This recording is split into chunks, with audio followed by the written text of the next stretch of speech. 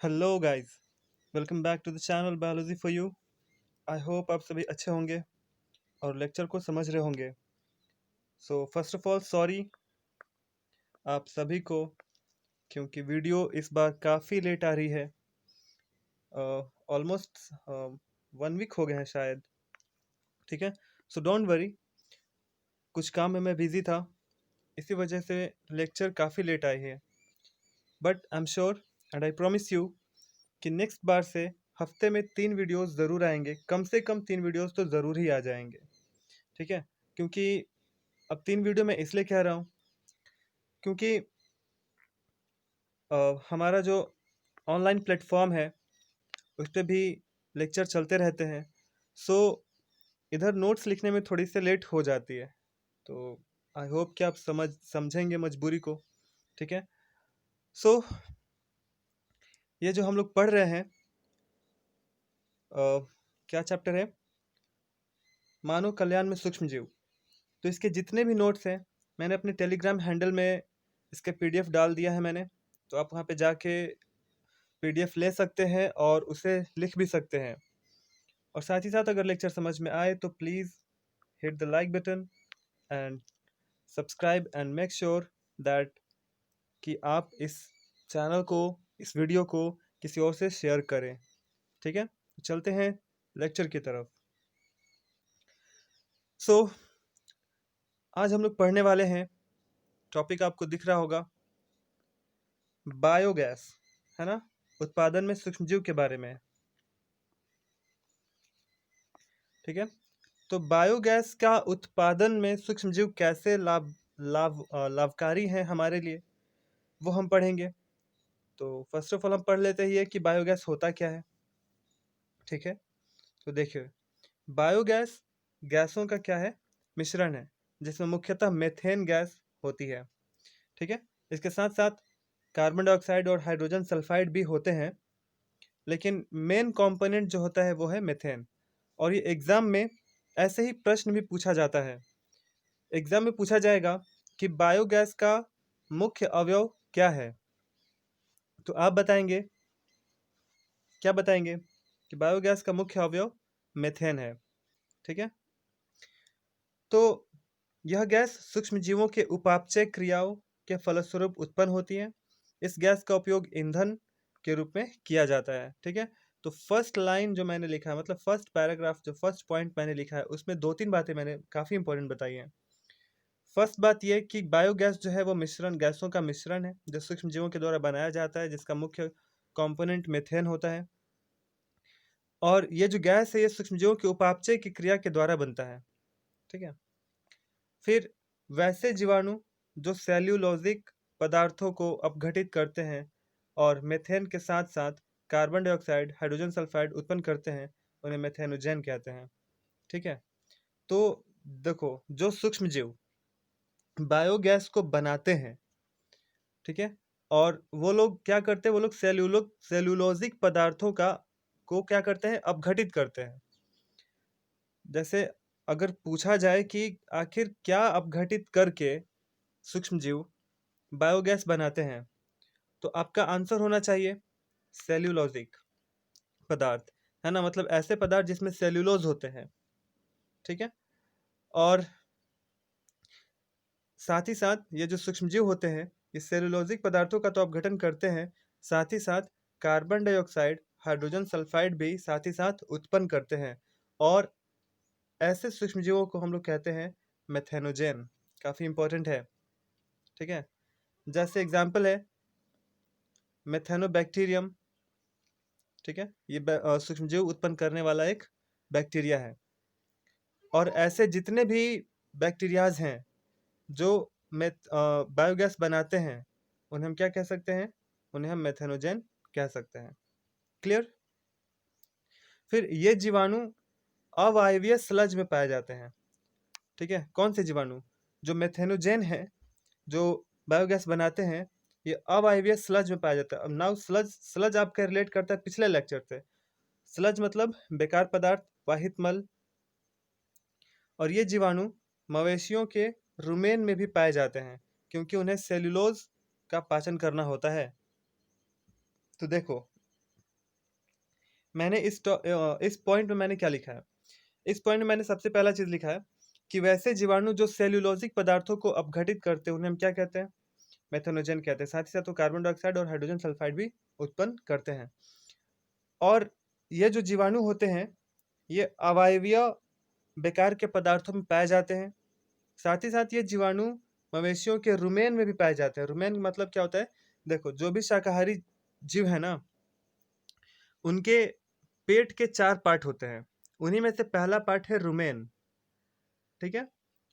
तो इन्हीं में जो भी शाकाहारी जीव खाना खाते हैं, वो सारा खाना रुमेन में चला जाता है और फिर बाद में वो जुगाली के रूप में वो मुँह में लाकर फिर खाते हैं।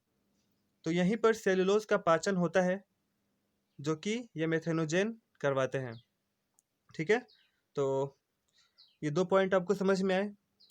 आगे बढ़ते हैं, बायोगैस संयंत्र के बारे में पढ़ते हैं, मतलब जहाँ पे बायोगैस बनाया जाता है। तो बायोगैस संयंत्र में होता क्या है कि 10-15 फुट गहरा एक टैंक होता है। क्या होता है? 10-15 फुट गहरा एक टैंक होता है जिसमें कार्बनिक पदार्थों का घोल डाला जाता है। कार्बनिक पदार्थ का मतलब क्या हो गया कि फल का छिलका, सब्जी का छिलका, गोबर और भी जितने भी बेकार पदार्थ है सब का एक घोल बना लिया जाता है और फिर उस 10 से 15 फुट के गहरे टैंक में उसको डाल दिया जाता है। इस टैंक में वही अवायवीय सूक्ष्मजीव होते हैं जिनका जिक्र मैंने अभी पहले ऊपर किया, जो कार्बनिक पदार्थों को अपघटित करते हैं। मतलब अब जो कार्बनिक पदार्थ डाला गया है उस टैंक में, उसमें सूक्ष्म जीव है, अब उसका क्या होगा? अपघटन होगा, जिससे बायोगैस मुक्त होगा, ठीक है? होता क्या है कि जैसे एक देख लो, ये टैंक हो गया, इसके अंदर एक ढक्कन लगा होता है, यहाँ पे एक पाइप होता है, यहाँ पे एक कनेक्शन होता है इसका। इसमें कार्बनिक पदार्थ का घोल बनाया जाता है इधर वाले टैंक में और फिर नीचे से पाइप के माध्यम से इस टैंक में ला दिया जाता है। यहाँ पे सूक्ष्मजीव होते हैं। जब ये बेकार पदार्थ इसमें आता है तो सूक्ष्मजीव इसका अपघटन करते हैं। साथ ही साथ जब अपघटन होता है तो गैस निकलता है, तो इस टैंक में भरने लगता है। जैसे जैसे गैस इस टैंक में भरने लगता है, ये जो ढक्कन है ऊपर का, ठीक है, ये जो आपको ढक्कन दिख रहा है,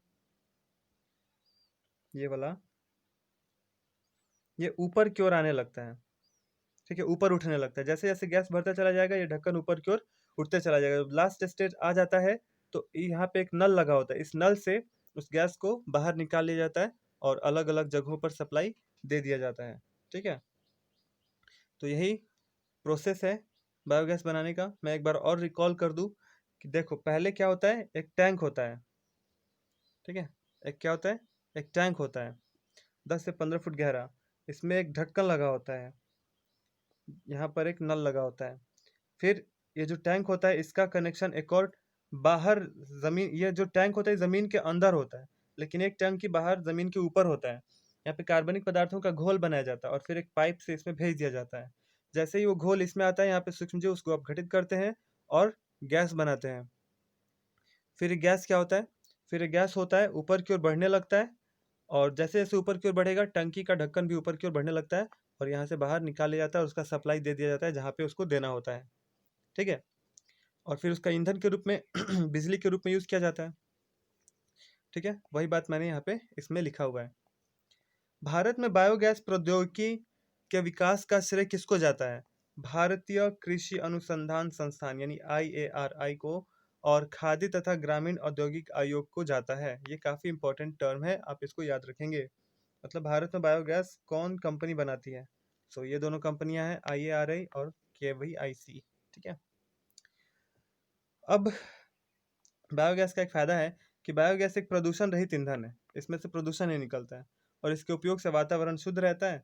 ग्रामीण इलाकों में अगर इसका फैक्ट्री लगाया गया तो कुछ रोजगार भी मिल जाएंगे ग्रामीण लोगों को, तो इससे फायदा भी है, ठीक है?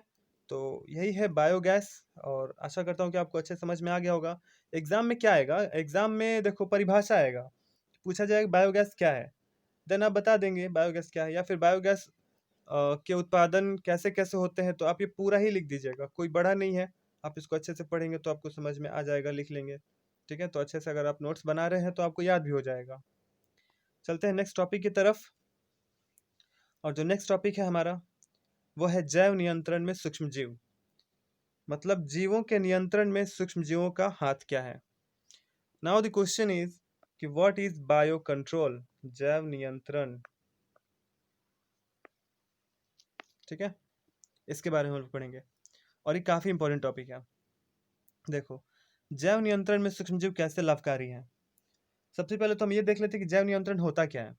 देखो, जब भी आप कोई फसल लगाते हैं और फसल में अगर कोई कीड़ा आ गया, कीट आ गया, या फिर कोई गाय बैल भैंस जो भी आके उनको खा ले रहे हैं आपके फसलों को, तो इट मीन्स कि वो लोग जैव है। अब उसी के कंट्रोल को कि कैसे फसल में कोई रोग ना आए, कोई पीड़क ना आए, कोई कीटाणु ना आए, कोई कीट ना आए, कोई गाय बैल भैंस ना आए जो फसलों को बर्बाद करे, उसी को कंट्रोल करना ही जैव नियंत्रण कहलाता है। अंडरस्टूड।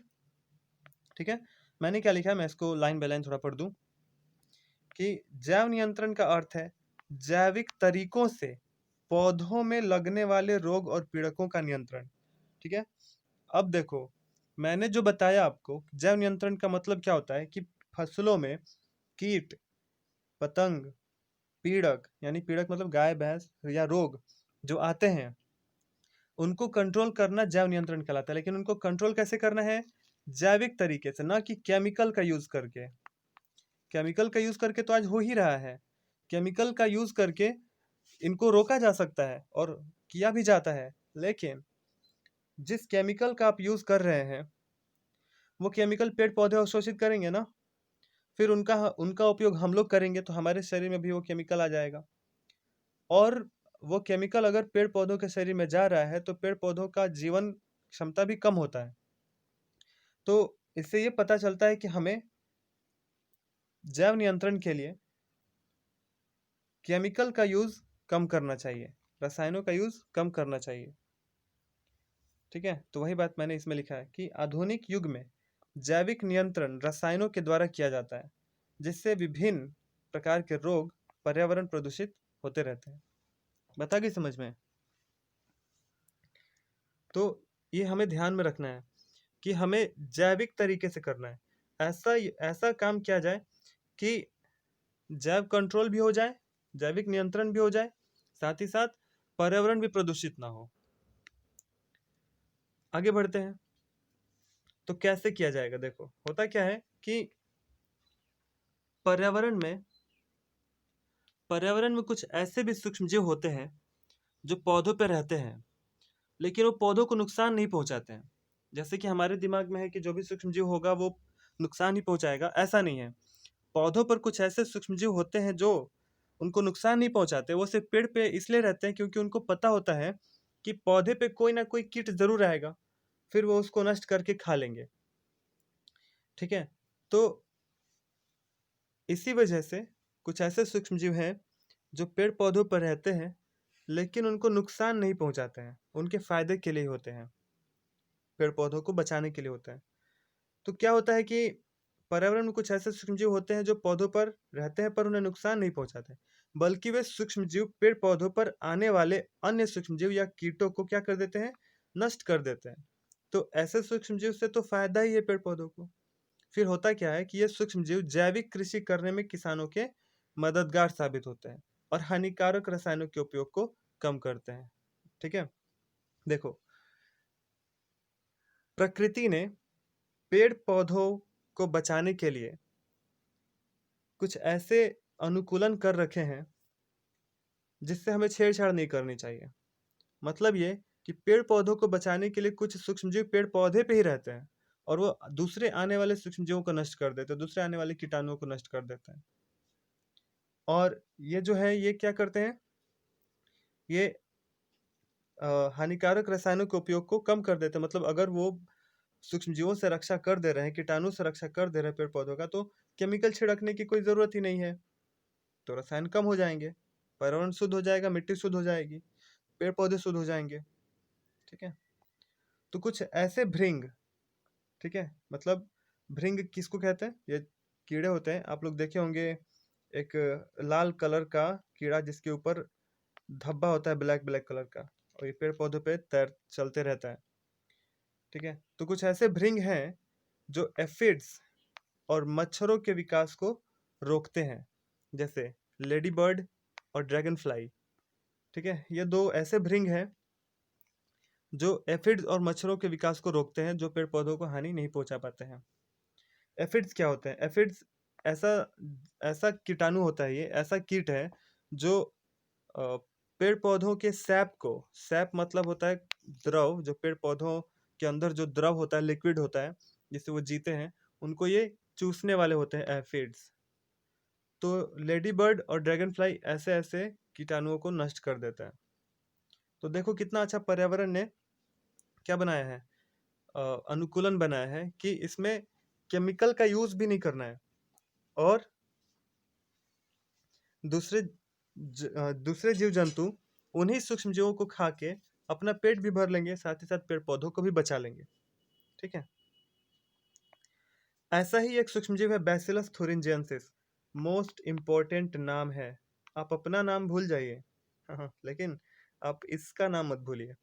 ठीक है, तो देखो बैसिलस थुरिंजियंसिस बीटी एक ऐसा जीवाणु है जो सूखे बीजाणुओं के रूप में कागज के पुड़िए में रखा रहता है या फिर रखा जाता है। ठीक है, मतलब अगर बैसिलस थुरिंजियंसिस एक ऐसा सूक्ष्मजीव है जिसको हम लोग क्या कर सकते हैं, एक पुड़िए में, जैसे आगे मिलता है, कागज के पुड़िए में इसको रखा जाता है, और क्या होता है कि इसको पानी में मिलाकर पेड़ पौधे पे छिड़क दिया जाता है, तो पूरे पेड़ पौधे में बैसिलस थुरिंजियंसिस फैल गया।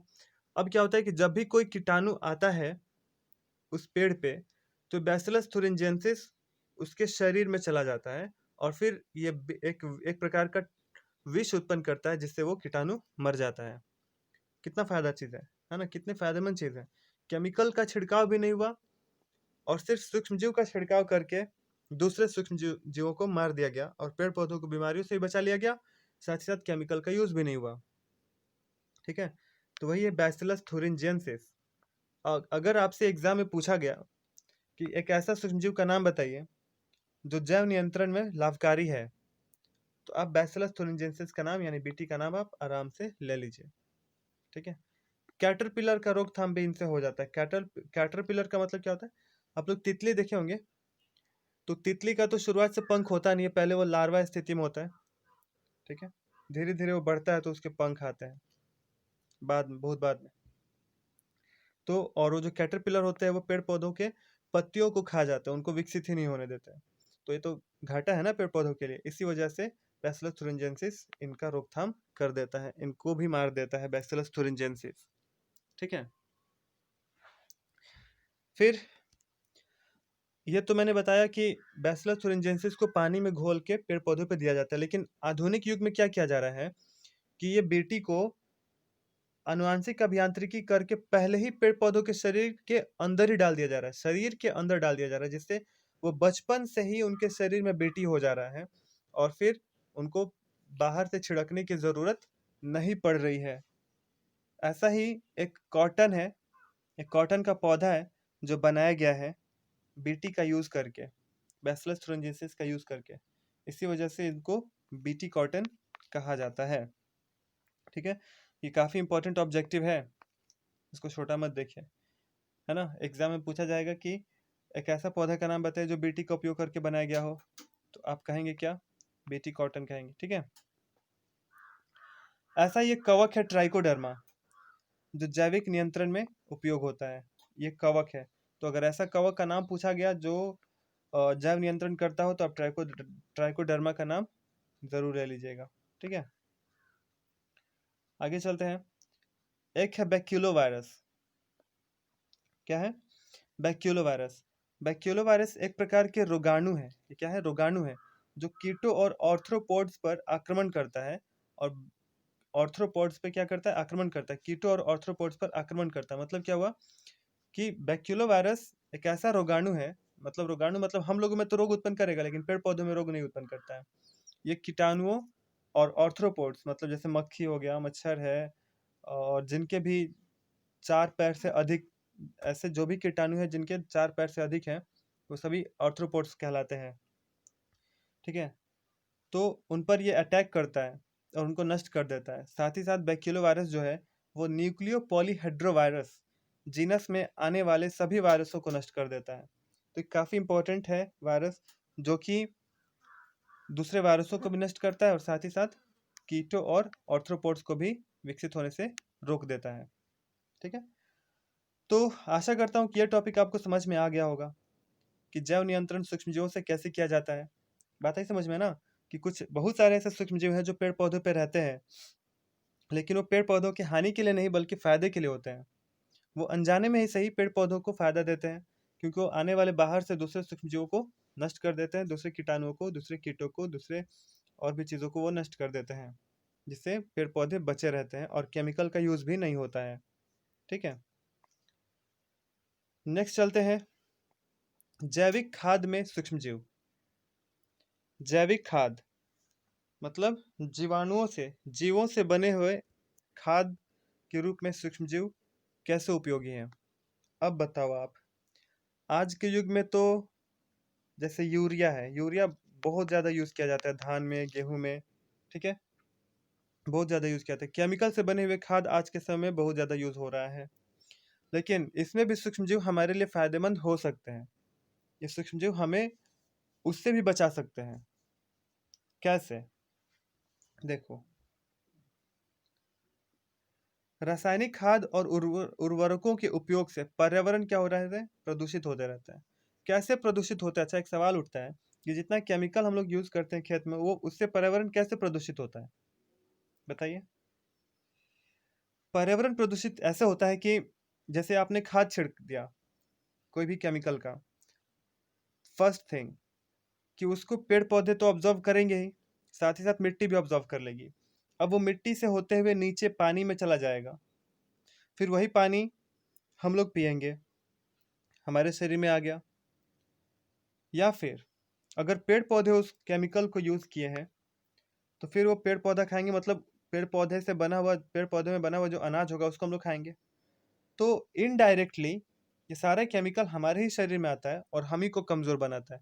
हमारे ही छिड़का हुआ केमिकल हम ही को कमजोर बना देता है, सोचो। ठीक है, तो ये बहुत ही जटिल समस्या कि रासायनिक खाद का यूज कम किया जाए और जैविक खाद का यूज अधिक किया जाए। ठीक है, तो होता क्या है कि जैविक खाद का मुख्य स्रोत क्या क्या हो सकता है। मतलब जैविक खाद का हम लोग बात कर रहे हैं कि जैविक खाद का उपयोग करना चाहिए, खाद खाद का उपयोग करना चाहिए। सो जैविक खाद आएंगे कहाँ से? तो जैविक खाद का जो पहला स्रोत है वो है जीवाणु, सेकंड है कवक, और तीसरा है साइनोबैक्टीरिया। ठीक है, साइनोबैक्टीरिया। बात आई क्लियर? साइनोबैक्टीरिया मतलब शैवाल है, लीन हरित शैवाल, फंजाई, कवक और फिर जीवाणु। ये तीन ऐसे सूक्ष्मजीव हैं जो जैविक खाद का उपयोग कर सकते हैं। तो शुरुआत करते हैं जीवाणु से। जैसे देखो, कुछ ऐसे जीवाणु हैं, जैसे नाम सुने होंगे आप लोग, राइजोबियम, एजो एजोस्पाइरिलम, एजोटोबैक्टर। ये तीन ऐसे सूक्ष्मजीव हैं, ऐसे जीवाणु हैं जो नाइट्रोजन को स्थिरीकृत करते हैं और फिर पेड़ पौधों को दे देते हैं। ये क्या होते हैं? ये पेड़ पौधों के जड़ों में पाए जाते हैं और जड़ों में रहते हैं। तो आपको तो पता ही है कि पेड़ पौधों में कोई भी ऐसा अंग नहीं है जो नाइट्रोजन को ऑब्जॉर्व कर सके, जड़ भी नहीं कर सकता। ठीक है, अच्छा एक बात मैं आपको बताऊं, आपको पता है कि वातावरण में नाइट्रोजन कितना है? 78%। और कार्बन डाइऑक्साइड कितना है? 0.03%। तो पेड़ पौधा इतना कम कार्बन डाइऑक्साइड को अवशोषित कर लेता है, लेकिन इतना नाइट्रोजन इतना अवशोषित नहीं कर पाता है। क्यों? क्योंकि पेड़ पौधों में कोई अंग ही नहीं है नाइट्रोजन को अवशोषित करने के लिए। इसी वजह से प्रकृति ने पेड़ पौधों के जड़ों में राइजोबियम, एजोस्पाइरिलम और एजोबैक्टर नामक सूक्ष्मजीव डाल दिए हैं। इनको पेड़ पौधे रहने के लिए स्थान दे देते हैं, खाने के लिए भोजन दे देते हैं, और बदले में ये पेड़ पौधों के लिए मिट्टी से नाइट्रोजन को ऑब्जॉर्व करते हैं और जड़ में दे देते हैं, और फिर पेड़ पौधे उसको सोख लेते हैं, शरीर के अंदर ये पहुंचा देते हैं, उसके बाद से सोख लेते हैं पेड़ पौधे। तो इससे क्या होगा कि नाइट्रोजन की कमी पेड़ पौधों में हम लोग कम कर सकते हैं इन सारे सूक्ष्मजीव का यूज करके, है ना। ये सारे सूक्ष्मजीव लाए कहीं ना कहीं से, अगर रिसर्च किया जाएगा तो मिल जाएगा, और फिर उनको जड़ों में डाल दीजिए। फिर ये क्या करेंगे? जड़ को नष्ट नहीं करेंगे, बल्कि ये मिट्टी में से या फिर वायुमंडल में से नाइट्रोजन को स्थिरीकृत करेंगे और पेड़ में डाल देंगे और पेड़ पौधों को नाइट्रोजन मिल जाएगा, क्योंकि पेड़ पौधों को जीने के लिए सबसे ज़्यादा नाइट्रोजन चाहिए। सॉरी। उसके बाद आते हैं कवक पर। कवक पौधे के जड़ के साथ साथ माइकोराइजा भी बनाते हैं। सॉरी, मैंने क्या बताया। कवक जो होते हैं वो पेड़ पौधों के जड़ के साथ एक संबंध बनाते हैं, जिसको हम लोग क्या कहते हैं, माइकोराइजा। इसका मतलब यह है कि ये जो कवक होते हैं कुछ, ये पेड़ पौधों के जड़ों में रहते हैं, और फिर ये क्या बनाते हैं, ये बनाते हैं माइकोराइजा संबंध। ये क्या करते हैं, ये पेड़ पौधों को मिट्टी से फास्फोरस इकट्ठा करके देते हैं। ऊपर मैंने क्या बताया, नाइट्रोजन इकट्ठा करने के लिए है राइजोबियम, एजोटोबैक्टर, है ना, ये सारे सूक्ष्मजीव नाइट्रोजन देते हैं। और कवक, कवक क्या देता है, कवक देता है फास्फोरस पेड़ पौधों को मिट्टी से सोख के। और ऐसे संबंध को क्या कहते हैं, माइकोराइजा कहते हैं। कैसे संबंध को, कवक और जड़ों के बीच के संबंध को माइकोराइजा कहते हैं। एक साइनोबैक्टीरिया, जैसे तीसरा नंबर था साइनोबैक्टीरिया, जिसको हम लोग नीलहरित शैवाल कहते हैं। ये प्रकाश संश्लेषी शैवाल है, मतलब प्रकाश संश्लेषण कर सकता है, और यह नाइट्रोजन भी इकट्ठा कर सकता है। जैसे नॉस्टॉक, एनाबेना, है ना, ऑसिलेटोरिया, ये सभी ये सारे ऐसे साइनोबैक्टीरिया, ऐसे शैवाल हैं जो नाइट्रोजन को भी इकट्ठा कर सकते हैं। और खासकर अगर ये धान के खेत में उग गए, ठीक है, अगर धान के खेत में उग गए तो क्या होगा कि ये धान के पौधों को नाइट्रोजन भी देंगे, साथ ही साथ उनको कार्बन डाइऑक्साइड, वैसे तो ये कार्बन डाइऑक्साइड लेते हैं क्योंकि प्रकाश संश्लेषण करेंगे तो ये कार्बन डाइऑक्साइड ले लेते हैं, तो पेड़ पौधों को ये नाइट्रोजन भी दे देंगे। साथ ही साथ जब ये सड़ जाएंगे खेत में ही, तो ये एक अच्छा खाद का उपयोग करते हैं, और पेड़ पौधा और धान का पौधा इसको ऑब्जॉर्व करके काफी अच्छा विकसित हो सकता है। तो अगर ये सारे सूक्ष्मजीवों का यूज किया जाए तो जैविक खाद का उपयोग किया जा सकता है और रासायनिक उपयोग से बचा जा सकता है। तो आई होप कि आपको ये लेक्चर समझ में आया होगा, और ये आज चैप्टर मैंने आपका ख़त्म कर दिया है। नेक्स्ट जब लेक्चर आएगी तो उसमें मैं इस चैप्टर का क्वेश्चन और आंसर बताऊंगा, ठीक है।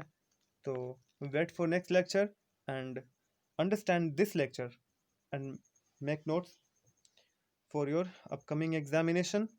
सो आज के लिए इतना काफ़ी है। Signing off. Thank you.